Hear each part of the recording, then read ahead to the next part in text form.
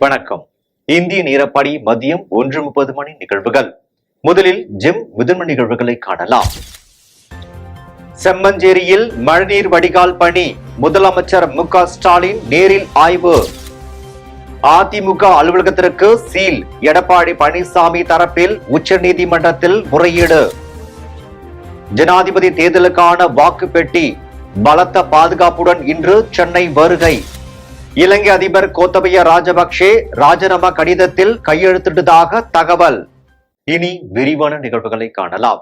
செம்மஞ்சேரியில் நடைபெற்று வரும் மழைநீர் வடிகால் பணிகளை முதலமைச்சர் மு.க. ஸ்டாலின் ஆய்வு செய்தார்.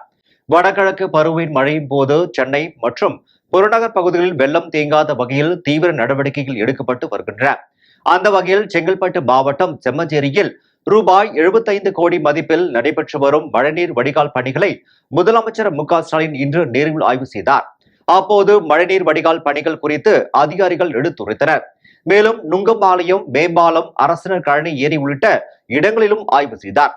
அதனைத் தொடர்ந்து மதுரப்பாக்கம் ஓடை, தெற்கு டீலப் இடங்களிலும் நடக்கும் பணிகளையும் முதலமைச்சர் ஆய்வு செய்தார். அதிமுக அலுவலகத்திற்கு வைக்கப்பட்ட சீலை அகற்றக் கோரி எடப்பாடி பழனிசாமி தரப்பில் சென்னை ஐகோர்ட்டில் முறையீடு செய்யப்பட்டுள்ளது.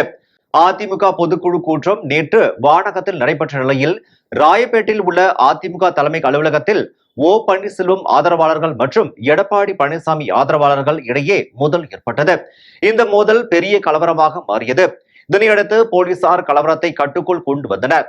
அதன் பின்னர் வருவாய்த்துறை அதிகாரிகள் கட்சி அலுவலகத்திற்குள் சென்று அதிமுக அலுவலகத்திற்கு சீல் வைத்தனர். பின்னர் போலீசார் தடுப்புகளை அமைத்து அதிமுக தலைமை அலுவலகத்தை தங்களது கட்டுப்பாட்டில் கொண்டு வந்தனர். மேலும் அலுவலகத்தின் மீது யாருக்கு உரிமை உள்ளது என்பது குறித்து ஜூலை 25ஆம் தேதி ஆஜராகி விளக்கம் அளிக்கும்படி இரு தரப்பினருக்கும் நோட்டீஸ் வழங்கப்பட்டுள்ளது. இந்த நிலையில் அதிமுக அலுவலகத்திற்கு வைக்கப்பட்ட சீலை அகற்ற கோரி அக்கட்சியின் இடைக்கால பொதுச் செயலாளர் எடப்பாடி பழனிசாமி தரப்பில் சென்னை ஐகோர்ட்டில் முறையீடு செய்யப்பட்டுள்ளது. ஜனாதிபதி தேர்தலுக்கான வாக்கு பெட்டி துப்பாக்கி ஏந்திய போலீஸ் பாதுகாப்புடன் இன்று சென்னை வருகிறது. ஜனாதிபதி ராம்நாத் கோவிந்தின் பதவிக்காலம் நிறைவடைவதையொட்டி புதிய ஜனாதிபதியை தேர்வு செய்வதற்கான தேர்தல் வருகிற 18ஆம் தேதி நடக்க உள்ளது. இந்த தேர்தலில் ஆளும் தேசிய ஜனநாயக கூட்டணி சார்பில் பாஜக வேட்பாளராக திரௌபதி முர்முவும், எதிர்க்கட்சிகள் சார்பில் பொது வேட்பாளராக முன்னாள் மத்திய மந்திரி யஷ்வந்த் சிங்காவும் போட்டியிடுகின்றனர். இதனையடுத்து இருவரும் மாநிலந்தோறும் சென்று ஆதரவு திரட்டி வருகின்றனர். ஜனாதிபதி தேர்தலுக்கான ஏற்பாடுகளை தமிழக சட்டப்பேரவை செயலகம் முழு வீச்சில் செய்து வருகிறது. இந்த நிலையில் ஜூலை 18ஆம் தேதி நடக்கவிருக்கும் ஜனாதிபதி தேர்தலில் பயன்படுத்தப்படும் வாக்குப்பெட்டி இன்று மாலை சென்னை கொண்டு வரப்படுகிறது. டெல்லியில் இருந்து விமானம் மூலம் சென்னை கொண்டு வரப்படும் வாக்குப்பெட்டிக்கு துப்பாக்கி ஏந்திய போலீஸ் பாதுகாப்பு அளிக்கப்படுகிறது. இலங்கை அதிபர் கோத்தபய ராஜபக்சே ராஜினாமா கடிதத்தில் கையெழுத்திட்டுள்ளதாக தகவல் வெளியாகியுள்ளது. இலங்கையில் அதிபர் கோத்தபய ராஜபக்சேவிற்கு எதிராக மக்கள் போராட்டம் எடுத்துள்ளது. போராட்டக்காரர்கள் அதிபர் மாளிகையை தங்கள் கட்டுப்பாட்டுக்கு கீழ் கொண்டு வந்ததை அடுத்து பதறிப்போன கோத்தபய ராஜபக்சே அதிபர் மாளிகையை விட்டு வெளியேறி ஓட்டம் பிடித்தார். இந்நிலையில் கோத்தபய ராஜபக்சே கடற்படை முகாம் தளத்தில் தங்கியிருப்பதாக கூறப்பட்டு வந்த நிலையில் அதிபர் கோத்தபய ராஜபக்சே இலங்கையில் இருந்து வெளியேறியதாக வெளியான தகவல் உண்மையில்லை என்றும், கோத்தபய ராஜபக்சே இலங்கையில் தான் இருக்கிறார் என்றும் சபாநாயகர் மகிந்த யாப்பா தெரிவித்துள்ளார். இதற்கிடையில் இலங்கையில் இடைக்கால அதிபர் பதவிக்கு எதிர்க்கட்சி தலைவர் சஜித் பிரேமதாசா பெயர் பரிந்துரைக்கப்பட்டுள்ளது. இந்நிலையில் இலங்கை அதிபர் கோத்தபய ராஜபக்சே தனது பதவி விலகல் கடிதத்துடன் கையெழுத்திட்டுள்ளதாக தகவல் வெளியாகியுள்ளது. நாளை ஜூலை 13ஆம் தேதி தனது பதவியை ராஜினாமா செய்வதாக குறிப்பிட்டு கோத்தபய ராஜபக்சே கடிதத்தில் குறிப்பிட்டுள்ளதாக கூறப்படுகிறது. மத்திய பிரதேச மாநிலத்தில் சிறுவன் ஒருவன் உயிரிழந்த தனது 2 வயது சகோதரனின் உடலை மடியில் வைத்து ஆம்புலன்ஸுக்காக காத்திருந்த நெஞ்சை உருக்கும் சம்பவம் நிகழ்ந்துள்ளது. மத்திய பிரதேச தலைநகர் போபாலில் இருந்து 450 கிலோமீட்டர் தூரத்தில் உள்ளது மொரனா மாவட்டம். இங்குள்ள மாவட்ட மருத்துவமனையில் அம்பா என்ற பகுதியை சேர்ந்த பூஜாராம் என்பவர் தனது 2 வயது மகனை சிகிச்சைக்காக கொண்டு வந்துள்ளார். 2 வயது சிறுவனுக்கு நுரையீரல் தொடர்பாக நோய் இருந்துள்ளது. இந்நிலையில் சிகிச்சை பலனின்றி அந்த சிறுவன் உயிரிழந்துள்ளார். உயிரிழந்த அந்த சிறுவனை தனது வீட்டிற்கு அழைத்து செல்ல ஆம்புலன்ஸ் ஏற்பாடு செய்ய முயற்சித்துள்ளார். இவரின் கிராமம் மருத்துவமனையில் இருந்து 30 கிலோமீட்டர் தொலைவில் உள்ளது. ஆனால் மருத்துவமனை தரப்பு பூஜாராமிடம் இலவச ஆம்புலன்ஸ் சேவை தற்போதுக்கு இல்லை என கைவிரித்துள்ளது. இதனால் தனது மற்றொரு மகனான குல்ஷானிடம் 2 வயது மகனின் உடலை ஒப்படைத்து மாற்று ஏற்பாடுக்காக சென்றுள்ளார். தனது 2 வயது தம்பியின் உடலை மடியில் வைத்துக் கொண்டே 8 வயது சிறுவன் குல்ஷான் தந்தையின் வருகை எதிர்பார்த்து அரை மணி நேரத்திற்கு மேலாக பொதுவெளியில் அமர்ந்துள்ளார். இந்த காட்சி காண்போரின் நெஞ்சை உலுக்கியுள்ளது. இந்நிலையில் இதை கண்ட அப்பகுதியை சேர்ந்த போலீஸ் அதிகாரி யோகேந்திரா சிங் உடலை பூஜாராமின் சொந்த கிராமத்திற்கு சுண்டு செல்ல ஆம்புலன்ஸ் ஏற்பாடு செய்துள்ளார். இந்த சம்பவம் தொடர்பாக காங்கிரஸ் கட்சி மத்திய மாநில பாஜக அரசு கடுமையாக விமர்சித்துள்ளது. காங்கிரஸ் கட்சி தனது ட்விட்டர் பதிவில் மத்திய பிரதேச மாநிலத்தில் சுகாதாரத்துறை நிலைமையை இந்த நெஞ்சை உருக்கும் காட்சிகள் பிரதிபலிக்கின்றன என்றனர். இதுதான் பிரதமர் மோடியின் நல்லாட்சியின் உண்மை முகம் என கூறி விமர்சித்துள்ளது. தக்காளி காய்ச்சல் குறித்து பொதுமக்கள் அச்சப்பட வேண்டாம் என்று சுகாதாரத்துறை மந்திரி வீணாச்சார் கூறினார். கேரளாவில் ஒரு சில மாவட்டங்களில் தக்காளி காய்ச்சல் பாதிப்பு கண்டறியப்பட்டுள்ளதாக தகவல் கிடைத்துள்ளது. இது குறித்து பொதுமக்கள் அச்சப்பட தேவையில்லை எனவும் ஒரு மாவட்டத்தில் கூட இந்த நோய் பெரிய அளவில் பாதிப்புகளை ஏற்படுத்தவில்லை என கூறினார். மேலும் இந்த நோய் மூலம் மனித உயிருக்கு ஆபத்து ஏற்படாது என்றும் மூளைக்காய்ச்சல் நோய்க்கு ஏற்பட்ட இது காரணமாகும் என்பதும் உண்மையே. ஆகவே பொதுமக்கள் போதிய விழிப்புணர்வுடனும் எச்சரிக்கையுடனும் இருக்க வேண்டும் என குறிப்பிட்டார். மேலும் இந்த நோய் தோன்றுவதாக ஏதாவது அறிகுறிகள் ஏற்பட்டால் உடனடியாக அரசு மருத்துவமனையை அணுகி சிகிச்சை பெற வேண்டும் என அவர் தெரிவித்தார். இயற்கையே இந்திய தேசிய கொடியின் மூவர்ணத்தை வெளிப்படுத்திய அபூர்வ புகைப்படத்தை மத்திய அரசு வெளியிட்டுள்ளது. கடற்கரையில் எடுக்கப்பட்டுள்ள இந்த புகைப்படத்தில் சூரிய உதயம் செந்நிறத்தில் வெளிப்பட, வெள்ளை நிறத்தில் கடல் அலைகளின் உரை பொங்க, பச்சை நிறத்தில் கடல் பாசிகள் காணப்படுகின்றன. தேசிய கொடியில் உள்ள மூவர்ணத்தை இந்த எழுக்கை காட்சிகள் பிரதிபலிக்கின்றன. இந்த அற்புத புகைப்படத்தை மத்திய அரசு தனது ட்விட்டர் பக்கத்தில் வெளியிட்டுள்ளது. திருச்செந்தூர் அருகே நாடார் மக்கள் இயக்க மாநில செயலாளர் வெட்டி கொலை செய்யப்பட்ட சம்பவம் பதற்றத்தை ஏற்படுத்தியுள்ளது. தூத்துக்குடி மாவட்டம் திருச்செந்தூர் அருகே உள்ள ராணி மகாராஜபுரத்தை சேர்ந்தவர் முத்து மகன் சரவணகுமார். இவர் நாடார் மக்கள் இயக்கத்தின் மாநில செயலராக உள்ளார். இன்று காலை அம்மன்புரம் பகுதியில் உள்ள டீ கடைக்கு இருசக்கர வாகனத்தில் சென்றுள்ளார். அப்போது பின்தொடர்ந்து வந்த 3 பேர் அவரை சராமாரியாக அரிவாளால் வெட்டிவிட்டு தப்பி சென்றுள்ளனர். இதில் ரத்த வெள்ளத்தில் சரவணகுமார் சம்பவ இடத்திலேயே பரிதாபமாக உயிரிழந்தார். இது குறித்து தகவல் அறிந்து திருச்செந்தூர் டிஎஸ்பி ஆவுடியப்பன் மற்றும் குறும்பூர் இன்ஸ்பெக்டர் ராமகிருஷ்ணன் மற்றும் போலீசார் சம்பவ இடத்திற்கு சென்று உடலை கைப்பற்றி பரிசோதனைக்காக அரசு மருத்துவமனைக்கு அனுப்பி வைத்தனர். கொலை செய்யப்பட்ட சரவணகுமாருக்கு நிர்மலா தேவி என்ற மனைவியும் 3 குழந்தைகளும் உள்ளனர். நிர்மலா தேவி ஆறுமுகநேரி பேரூராட்சியில் 14வது வார்டு உறுப்பினராக உள்ள நிலையில் சரவணகுமாரின் தம்பி வேல்முருகார் மற்றும் கடந்த 2019ஆம் ஆண்டு கொலை செய்யப்பட்டார். இதன் முன்விரோதத்தில் இந்த கொலை நடந்துள்ளதா என்ற கோணத்தில் போலீசார் விசாரணை நடத்தி வருகின்றனர். கொலை எதிரொலியாக அப்பகுதியில் பதற்றம் நிலவுவதால் அங்கு ஏராளமான போலீசார் குவிக்கப்பட்டுள்ளனர். சம்பவ இடத்திற்கு தூத்துக்குடி மாவட்ட கண்காணிப்பாளர் பாலாஜி சரவணன் பார்வையிட்டு விசாரணை நடத்தி வருகிறார். 1 கோடி மதிப்புடைய தங்கத்தை உள்ளாடைகளில் மறைத்து கடத்தி வந்த 4 பயணிகளை சென்னை விமான நிலையத்தில் சுங்கத்துறை அதிகாரிகள் கைது செய்தனர். சென்னை சர்வதேச விமான நிலையத்தில் சுங்கத்துறை அதிகாரிகள் சோதனையில் ஈடுபட்டனர். அப்போது தாய்லாந்து தலைநகர் பாங்காக்கில் இருந்து வந்த ஷாகுல் அமீது மற்றும் ரஷீத் ஆகிய இருவரையும் சந்தேகத்தின் அடிப்படையில் சோதனையிட்டனர். அந்த நேரத்தில் மலேசியாவின் கோலாம்பூரில் இருந்து வந்த அருண் பாண்டியன் என்பவரையும் சோதனையிட்டனர். இதேபோல் துபாயில் இருந்து வந்த இண்டிகோ ஏர்லைன்ஸ் விமானத்தில் வந்த பழனிசாமி என்பவரையும் நிறுத்தி சோதனையிட்டனர். இந்த 4 பயணிகளிடம் இருந்து மொத்தம் 3 கிலோ தங்க பசை, தங்க கட்டிகளை பறிமுதல் செய்தனர். இதனையடுத்து 4 பயணிகளையும் சுங்கத்துறை அதிகாரிகள் கைது செய்து விசாரணை நடத்தி வருகின்றனர். தமிழகத்தை சேர்ந்த 6 மீனவர்களை இலங்கை கடற்படையினர் கைது செய்துள்ளனர். புதுக்கோட்டை மாவட்டம் ஜெகதாப்பட்டினத்தில் இருந்து மீன்பிடிப்பதற்காக 93 விசைப்படகுகளில் மீனவர்கள் கடற்குள் சென்றனர்.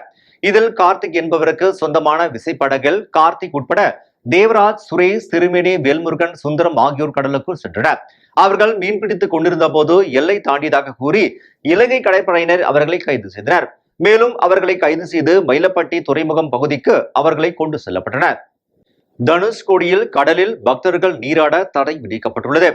பாக் ஜலசந்தி மற்றும் மன்னார் வளைகுடாவில் ஆழ்கடல் பகுதியில் கடந்த 2 நாட்களாக சூறைக்காற்று வீசி வருகிறது. இதனால் அங்கு கடல் கடும் சீற்றத்துடன் உள்ளதால் மீனவர்கள் மீன்பிடிக்க கடலுக்கு சிரமத்துடன் சென்று வருகின்றனர். ஆழ்கடல் பகுதியில் தொடர்ந்து பலத்த காற்று வீசுவதால் ராமேஸ்வரம், தனுஷ்கோடி, அரிச்சல் முனை, பாம்பன் உள்ளிட்ட பகுதிகளிலும் கடல் சீற்றத்துடன் காணப்படுகிறது. இதனால் அலைகள் வேகமாக அடித்து வருகிறது. கடல் சீற்றத்துடன் இருப்பதால் மீனவர்கள் கவனமாக மீன்பிடிக்க சென்று வருமாறு மீன்துறை அறிவித்துள்ளது. தனுஷ்கோடியில் இன்று கடல் சீற்றத்துடன் இருந்ததால் அலைகள் ஆக்ரோஷமாக அடித்து வருகிறது. இதனால் தனுஷ்கோடியில் கடலில் பக்தர்கள் நீராட தடை விதிக்கப்பட்டுள்ளது. மேலும் கடற்கரை பகுதிக்கு பக்தர்கள் யாரும் செல்லாத வகையில் போலீசார் கண்காணிப்பு பணியில் ஈடுபட்டு வருகின்றனர். காஞ்சிபுரம் மாவட்டம் ஸ்ரீபெரும்புதூர் சிவபுரம் 5வது வார்டு இடைத்தேர்தலில் சாவி சின்னத்தில் போட்டியிட்ட மகேஸ்வரி 91 வாக்குகள் பெற்று வெற்றி பெற்றார். ஒன்றியத்துக்குட்பட்ட சிவபுரம் ஊராட்சி 5வது வார்டில் கடந்த 9ஆம் தேதி அன்று இடைத்தேர்தலுக்கான வாக்குப்பதிவு நடைபெற்றது. இதில் வார்டு உறுப்பினர் பொறுப்புக்கு சாவி சின்னத்தில் மகேஸ்வரி என்பவரும், சீப்பு சின்னத்தில் களஞ்சியம் என்பவரும் போட்டியிட்டனர். இந்நிலையில் வாக்குப்பதிவு நிறைவு பெற்றதை ஒட்டி இன்று பெரும்புதூர் வட்டார வளர்ச்சி அலுவலகத்தில் தேர்தல் நடத்தும் அலுவலர் சீனிவாசன் தலைமையில் வாக்கு எண்ணிக்கை நடைபெற்றது. இதில் சாவி சின்னத்தில் போட்டியிட்ட மகேஸ்வரி 91 வாக்குகள் பெற்று வெற்றி பெற்றார். வெற்றி பெற்றதை தொடர்ந்து மகேஸ்வரிக்கு தேர்தல் நடத்தும் அலுவலர் சீனிவாசன் வெற்றி பெற்றதற்கான சான்றிதழ்களை வழங்கினார். இந்த நிகழ்வின் போது பெரும்புதூர் ஒன்றிய சேர்மன் ST கருணாநிதி உட்பட பலர் உடன் இருந்தனர்.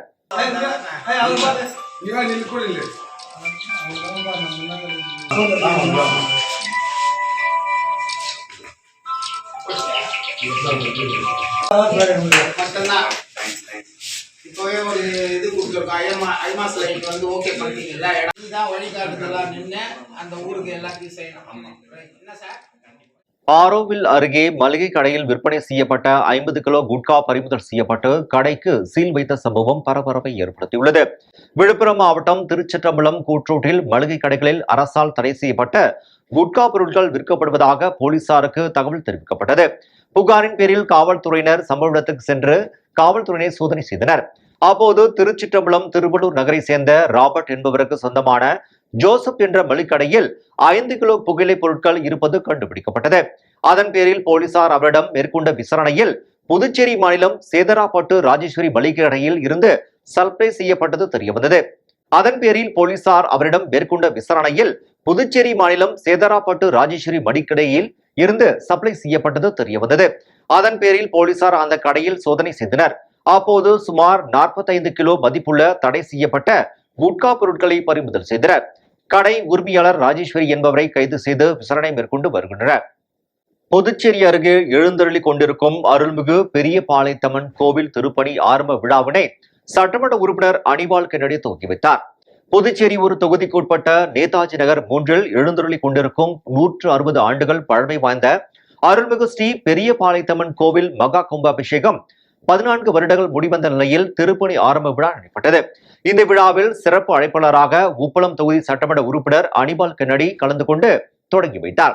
அதனைத் தொடர்ந்து விழாவில் கலந்து கொண்ட பக்தர்களுக்கு உப்பளம் தொகுதி சட்டமன்ற உறுப்பினர் அனிபால் கென்னடி அன்னதானம் வழங்கும் நிகழ்ச்சியை ஆரம்பித்து வைத்தார். விழாவில் ஊர் பெரியவர்கள், ஊர் பஞ்சாயத்து நிர்வாகிகள், திருப்பணி குழுவினர், இளைஞர்கள் மற்றும் பொதுமக்கள் அனைவரும் வருகை தந்து விழாவினர் சிறப்பித்தனர்.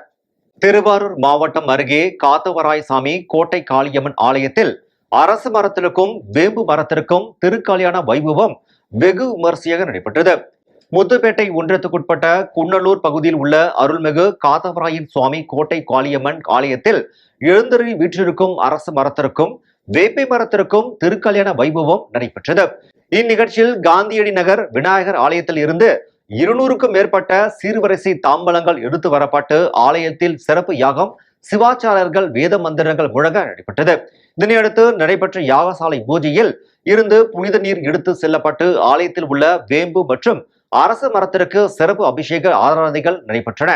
திருக்கல்யாண வைபவம் நடைபெற்றது. இதில் 1000க்கும் மேற்பட்ட பக்தர்கள் மற்றும் கோவில் நிர்வாகிகள் பலர் கலந்து கொண்டனர். காஞ்சிபுரம் மாநகராட்சியின் சார்பில் என் குப்பை என் பொறுப்பு என்ற தலைப்பில் பள்ளி மாணவர்கள் சுவர்களில் ஓவியங்கள் வரையும் செயல் வரவேற்பை பெற்றுள்ளது. தூய்மை பாரதம் எனும் நோக்கில் இந்தியா முழுவதும் திடக்கழிவு மேலாண்மை திட்டங்கள் செயல்படுத்தப்பட்டு வருகிறது. மேலும் இது குறித்து விழிப்புணர்வுகள் ஏற்படுத்த பல்வேறு நிகழ்ச்சிகள் நடைபெற்று வருகிறது. அந்த வகையில் காஞ்சிபுரம் மாநகராட்சியில் உள்ள பல்வேறு பள்ளிகளில் என் குப்பை என் பொறுப்பு எனும் திட்டத்தின் கீழ் உறுதிமொழி ஏற்பு நிகழ்ச்சி நடைபெற்று வருகிறது. இந்நிகழ்ச்சியில் காஞ்சிபுரம் மாநகராட்சி மேயர் மகாலட்சுமி யுவராஜ் மற்றும் ஆணையர் கண்ணன் ஆகியோர் கலந்து கொண்டு விழிப்புணர்வு ஏற்படுத்தி வருகின்றனர்.